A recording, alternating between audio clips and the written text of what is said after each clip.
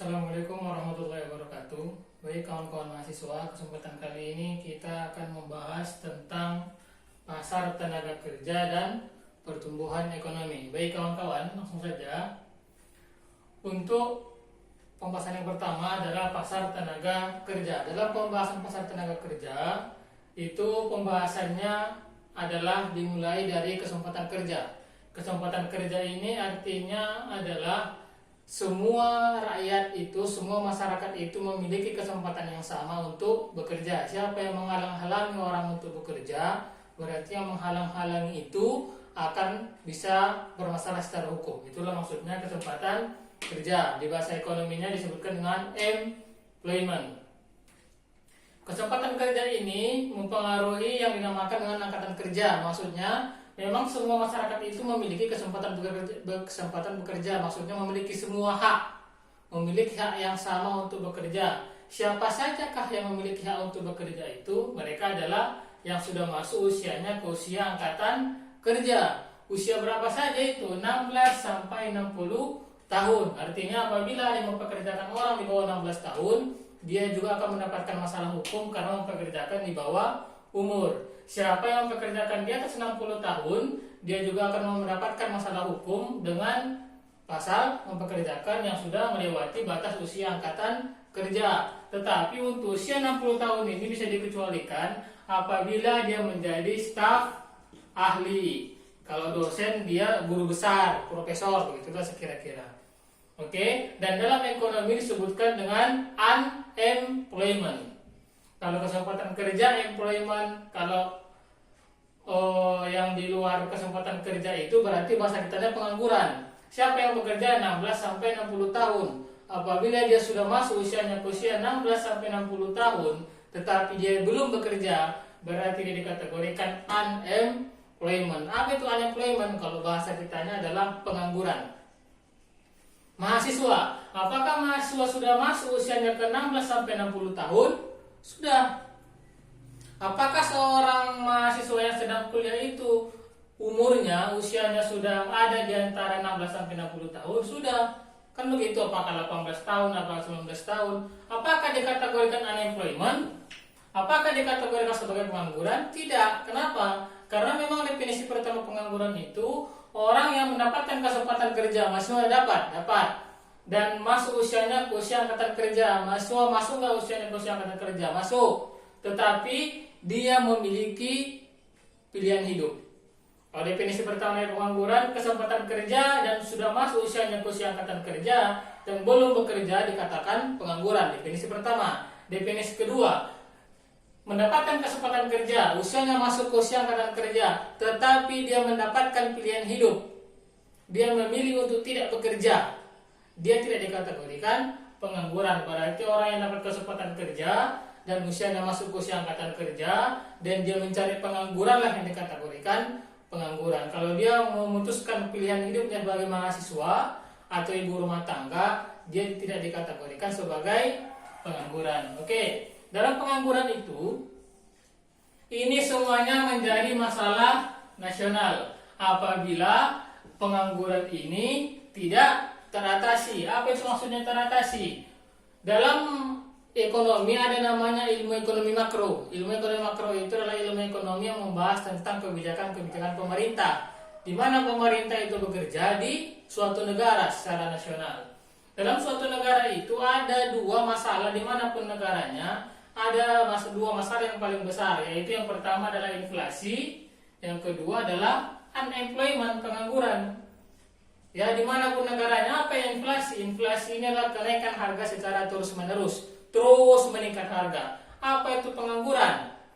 Orang pengangguran itu adalah orang yang sudah masuk usianya ke usia angkatan kerja tapi belum mendapatkan pekerjaan dan dia mencari-cari pekerjaan.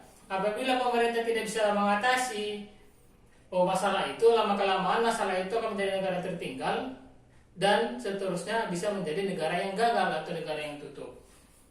Oke, tetapi masalahnya dalam teori ekonomi, inflasi dan pengangguran ini tidak bisa diselesaikan secara sekaligus. Kenapa? Karena bertolak belakang. Kita lihat grafiknya.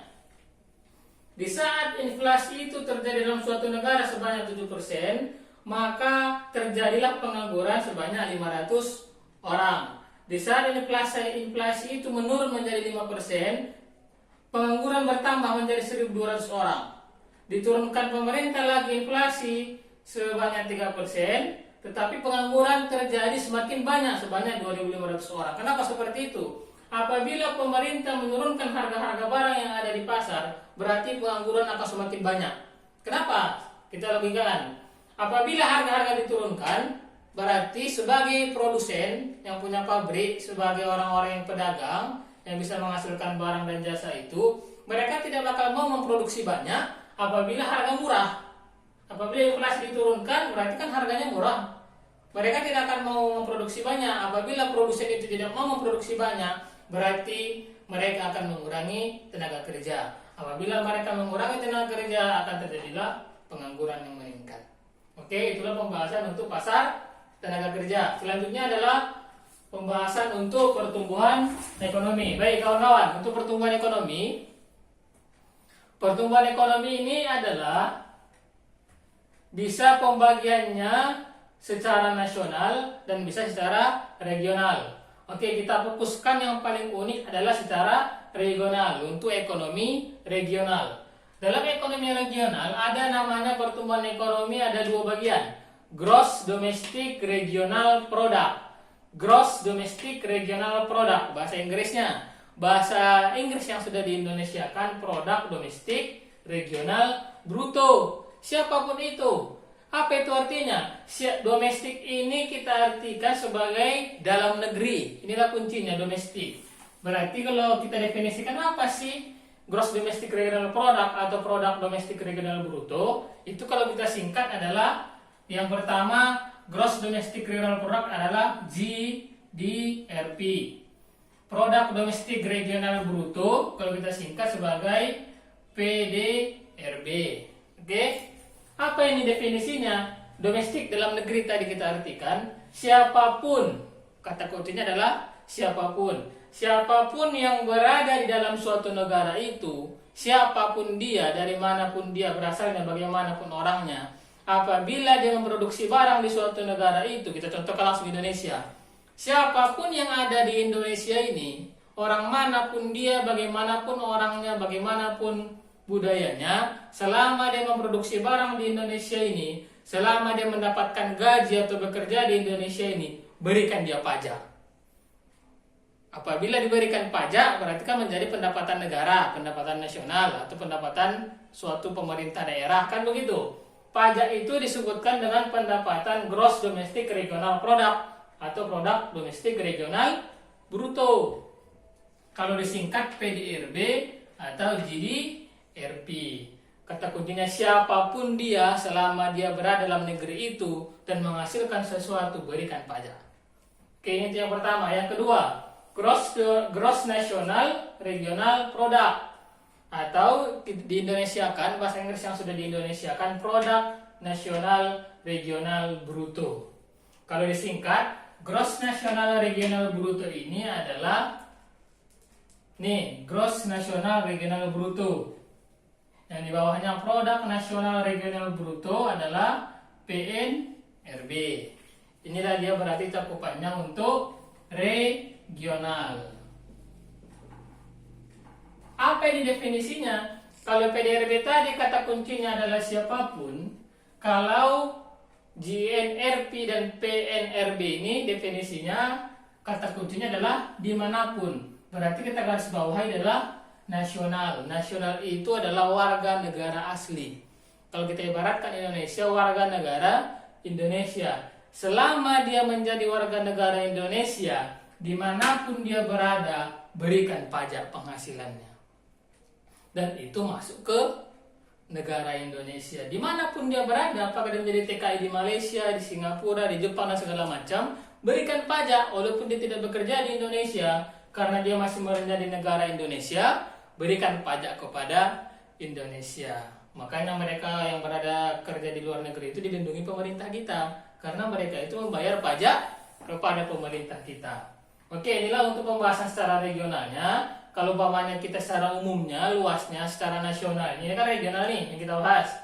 Apabila secara nasionalnya, ini pembahasannya terdiri dari 2 jenis dan 8 nama nasional ini ada 4. Nasional. PDB, produk domestik bruto, GDP, gross domestic product. Kata kuncinya tetap D, tetap domestik. Berarti secara nasional, tapi kalau ini tadi secara daerah, berarti Kota Medan.